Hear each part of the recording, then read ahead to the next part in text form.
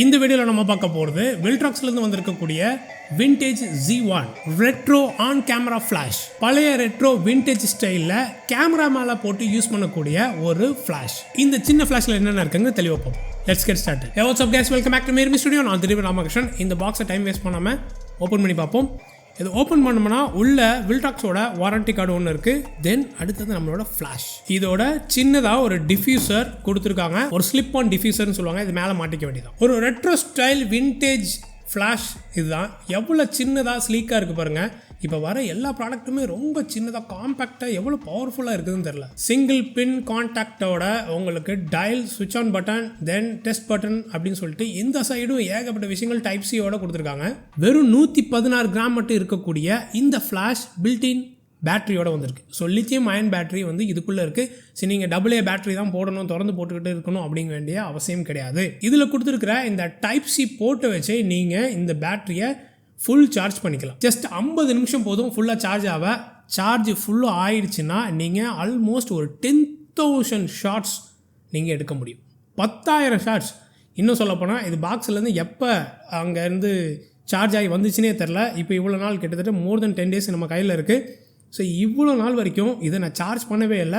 கண்டினியூஸாக ஃப்ளாஷ் அடிச்சுட்டே இருக்குது. 2-3 ஈவெண்ட்டில் கூட நம்ம இது யூஸ் பண்ணோம். சில்வர் மேட் ஃபினிஷோட, மெட்டாலிக் ஃபினிஷோட வந்திருக்குது. இது மேலே இருக்கிற ஒரு லெதர், பெபிள் லெதர் டெக்ஸ்சரும் நீங்கள் பார்க்கலாம். இதில் கொடுத்துருக்கிற அந்த கண்ட்ரோல் டயல் வந்து கிட்டத்தட்ட 7 பவர் கண்ட்ரோல்ஸில் வந்திருக்கு. ஃபுல் பவர்லேருந்து 1/64 வரைக்கும் 7 கண்ட்ரோலாக போகலாம். நடுவில் ஒரு test button, then on off button. Just camera மேலே போட்டுட்டு ஆன் பண்ணிட்டா போதும். உங்களோட ஃப்ளாஷ் தயாராகிருச்சுன்னா இந்த க்ரீன் கலர் லைட் எரியும். ஸோ அந்த லைட்டு தான் ஸ்விட்சும், டெஸ்ட் பட்டன் ஸ்விட்சும் சரி. ஸோ ஃபுல் பவரில் இருக்கும்போது உங்களுக்கு மேக்ஸிமம் ரீசைக்கிள் டைம் வந்து 3.5 செகண்ட்ஸ், ஃபாஸ்டஸ்ட் ரீசைக்கிள் டைம் வந்து 0.2 செகண்ட்ஸ். அப்படியே ஃப்ளாஷோட எந்த சைட் பார்த்துட்டிங்கன்னா உங்களுக்கு ஒரு முன்னாடியே சொன்ன மாதிரி ஒரு டைப் சி போட்டு கொடுத்துருக்காங்க. அதை வச்சு நீங்கள் சார்ஜ் பண்ணிக்கலாம்.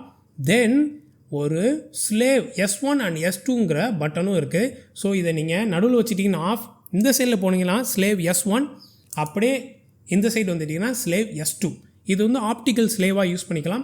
ஸோ இந்த ஆப்டிக்கல் ஸ்லேவ் வந்து உங்களோட அதர் ஃப்ளாஷஸோட நீங்கள் மிக்ஸ் பண்ணி யூஸ் பண்ணிக்கலாம். இப்போ ஆன் கேமராவில் நீங்கள் ஒரு ஃப்ளாஷ் யூஸ் பண்ணுறீங்க, இது வந்து ஆஃப் கேமராவும் கூட நீங்கள் வச்சுக்கலாம். ஸோ இதுக்கு எந்த வித ஒயர்லெஸ் ட்ரிகரும் தேவையில்லை. ஜஸ்ட் ஆப்டிக்கல் வச்சு நீங்கள் இதில் மேனுவலாக பவர் செட் பண்ணிட்டு ஸ்லேவ் S1 வேணுமா S2 வேணுமாங்கிறத யூஸ் பண்ணிக்கலாம். ஜஸ்ட்டு சாதாரண நார்மல் ஆப்டிக்கல் ஸ்லேவ் இல்லைங்க. அதுலேயே நீங்கள் TTL யூஸ் பண்ணுறதா இருந்தால் ஸ்லேவ் S2ங்கிற ஆப்ஷனும் சேர்த்து கொடுத்துருக்காங்க. ஸோ ஆப்டிக்கல் சென்சர் கீழே இருக்குது, இந்த இருக்குது. ஸோ இந்த சென்சர் தான் வந்து அதர் ஃப்ளாஷஸ் ஃபயர் ஆனிச்சுன்னா அதே செகண்டில் இந்த ஃப்ளாஷும் ஃபயர் ஆகும். த்ரெட்டட் லாக்கிங் சிஸ்டம் கொடுத்துருக்காங்க. ஸோ அதனால் வந்து எந்த கேமரா சிஸ்டத்துலேயும் உங்களால் ஈஸியாக வந்து ஃபிட் பண்ண முடியும். இது முன்னாடியே சொன்ன மாதிரி சென்டர் பின் கொண்ட ஒரு ஹாட் ஷூவில் நீங்கள் ஈஸியாக கனெக்ட் பண்ணலாம். எதெல்லாம் சென்டர் பின் ஹாட் ஷூ இருக்குதோ, எந்தெந்த கேமராஸ்லாம் அந்த சென்டர் பின்னுக்குள்ளே ட்ரிகர் சிஸ்டம் இருக்குதோ அதில் நீங்கள் ஈஸியாக நீங்கள் கனெக்ட் பண்ணி ஒர்க் பண்ணலாம். சில கேனான் கேமராஸில் அந்த சென்டர் பின் வந்து இருக்காது. ஃபார் எக்ஸாம்பிள் கேனானோட R50யில் இருக்காது. ஸோ அதுக்கு நீங்கள் ஒரு செப்பரேட்டான ஒரு அடாப்டர் போட்டும் கூட இதை ஃபுல் கம்பேட்டபிலிட்டியில் நீங்கள் யூஸ் பண்ண முடியும். ADE1ங்கிற சின்னதாக ஒரு அடாப்டர் இருக்கும். அந்த அடாப்டர் சென்டர் பின்ல இல்லாத கேனான் கேமராஸ்லாம் கூட நீங்கள் போட்டு நீங்கள் இந்த ஃப்ளாஷை யூஸ் பண்ண முடியும். ஸோ இந்த சின்ன ஃப்ளாஷோட ஃப்ளாஷ் டியூரேஷன் நீங்கள் பார்த்துக்கிட்டிங்கன்னா 1/5000 to 1/50,000 ஆஃப் த செகண்ட் வரைக்கும் இதால் அவ்வளோ ஷார்ட்டஸ்ட் டியூரேஷனாக போக முடியும். ஸோ அதனால் ஒரு கிறிஸ்டல் கிளியர், கிறிஸ்பான, ஷார்ப்பான இமேஜஸ் வித் ஃப்ளாஷோடு நீங்கள் எடுக்க முடியும். இப்போ நிறைய கேமராஸ் வந்து ஆன் கேமரா ஃப்ளாஷோட வர்றது கிடையாது. அதாவது மேலே பில்டின் ஃப்ளாஷோட வராத கேமராஸ் வந்து ப்ரோ லெவலில் வர ஆரம்பிச்சிடுது. பட் நம்ம எல்லா நேரங்கள்லையும் நம்மளுக்கு வந்து ஒரு ப்ரொஃபஷ்னல் லெவல் ஃப்ளாஷ் தேவைப்படாது. ஒரு ட்ராவல் ஃப்ரெண்ட்லியாக போகிறோம், நம்மளோட ப்ரோ லெவல் கேமராவை எடுத்துக்கிட்டே நம்ம ஃபேமிலியோட வெளியில் போகிறோம், இல்லைனா ஃப்ரெண்ட்ஸோட வெளியில் போகிறோம், சின்னதாக ஒரு மீட்டிங் எடுக்குது, கெட் டுகெதர் நடக்குது அப்படின்னா அந்த இடத்துல ஒரு பெரிய ஃப்ளாஷ் அப்படி மாட்டிக்கிட்டு இருக்கிறத விட இந்த சின்ன ஃப்ளாஷ் நீங்கள் கேமராக்கு மேலே, இப்போ ஃபார் எக்ஸாம்பிள் லூமிக்ஸோட S12E யூஸ் பண்ணுறேன். ஸோ இதுக்கு மேலே இந்த ஃப்ளாஷை நான் போட்டுக்கிட்டேன் அப்படின்னா ஜஸ்ட்டு இந்த கேமரா என்ன வெயிட் இருக்கோ அது மட்டும் தான் என்னால் ஃபீல் பண்ண முடியுது. பெருசாக நீட்டிக்கிட்டு அவ்வளோ பெரிய விஷயம் எனக்கு கேமராக்கு மேலே ஒரு பெரிய ஃப்ளாஷ் நிற்குதுங்கிற ஒரு அவசியம் இல்லாத இடத்துல, தேவைப்படாத இடத்துல இந்த மாதிரி ஒரு சின்ன காம்பேக்டான ஃப்ளாஷ் உங்களால் யூஸ் பண்ண முடியும். சில இடங்களில் இந்த ஃப்ளாஷ் வச்சுருந்தாவே நம்மளை அலோவ் பண்ண மாட்டாங்க. இந்த சின்ன ஃப்ளாஷை உங்களோட பேக்கில் போட்டு கூட நீங்கள் எடுத்துகிட்டு போகலாம். சப்போஸ் நம்ம கையில் வச்சுருக்கோம் அப்படின்னாலும் நம்மளுக்கு ஒரு பெரிய லெவலுக்கு இது வந்து நம்ம ஃப்ளாஷ் மாட்டியிருக்கிறது யார் கண்ணுக்கும் தெரியாத அளவுக்கு தான் இந்த ஃப்ளாஷ் இருக்குது. ஸோ ஃப்ளாஷை மாட்டிடுறீங்க, சுவிட்ச் ஆன் பண்ணிடுறீங்க, ஜஸ்ட்டு டேக் யுவர் ஃபோட்டோ. உங்களுக்கு ரொம்ப ஹார்ஷாக இருந்துச்சு அப்படின்னா இந்த டிஃப்யூசர் அந்த விஷயத்தை முன்னாடி மாட்டிக்கிட்டு நீங்கள் அழகாக யூஸ் பண்ணலாம். ஸோ உங்களுக்கு ரொம்ப ஹார்ஷ் லைட் போகாமல் நல்ல ஒரு டிஃப்யூஸ்ட் ஓரளவுக்கு இதுக்கு முன்னாடி கம்பேரிட்டிவ்லேயே சொல்ல போனோம்னா மாட்டாமல் இருக்கிறத விட இது மாட்டினதுக்கப்புறம் அது ஒரு சாஃப்டான ஒரு லுக்கை கொடுக்கும். ஃப்ளாஷ் பவர் நீங்கள் அட்ஜஸ்ட் பண்ணுறதா இருந்தால் ஜஸ்ட்டு இந்த டயலை மட்டும் நீங்கள் ரொட்டேட் பண்ணால் போதும், நீங்கள் அடுத்தடுத்த ஃபோட்டோஸ் இமீடியட்டாக எடுத்துகிட்டு போயிட்டு இருக்கலாம். பாக்கெட் சைஸ் ஃப்ளாஷ் ஆனால் இதுக்கு கைட் நம்பர் 12 அட் ISO 100ல் கைட் நம்பர் 12 இவ்வளோ சின்ன ஃப்ளாஷ் வந்து கைட் நம்பர் 12 வருது. சூப்பரான ஒரு விஷயம். ஸோ அந்த லெவலுக்கு பவர்ஃபுல்லாக இருக்கும், அந்த லெவலுக்கு இது வந்து நல்ல ரீச் இருக்குன்னு சொல்லலாம். என்னை பொறுத்த வரைக்கும் நான் டெஸ்ட் பண்ண வரைக்கும் நல்ல இருட்டு நேரத்தில் ஈவினிங் டைமில் நீங்கள் எடுக்கிறீங்கன்னா ஆல்மோஸ்ட் ஒரு 10 feet வரைக்கும் நல்லாவே ரீச் ஆகுது. ஃப்ளாஷ் எந்த லெவலுக்கும் ISO 100 200ல் வச்சுருக்கீங்கன்னா நல்லா ஒரு 10 அடிக்கு வரைக்கும் நல்லாவே ரீச் ஆகுது. ஸோ வெட்டிங்கில் நான் யூஸ் பண்ண சொல்லலாம்ல, இந்த வெட்டிங்கில் யூஸ் பண்ணும்போது அதர் ஃப்ளாஷஸை வந்து நான் பெரிய ஃப்ளாஷஸை வந்து தள்ளி வச்சுட்டு இதை வச்சு கூட ஈஸியாக எடுத்துட்டேன். ரன் அண்ட் கன் சுச்சுவேஷனில் ரொம்ப கூட்டத்துக்குள்ளே வரோம் அப்படின்னா மேலே இவ்வளோ பெரிய ஃப்ளாஷ் இருக்கும்போது வெயிட்டுக்கு இழுக்கும், யார் மேலே இடிக்கும்.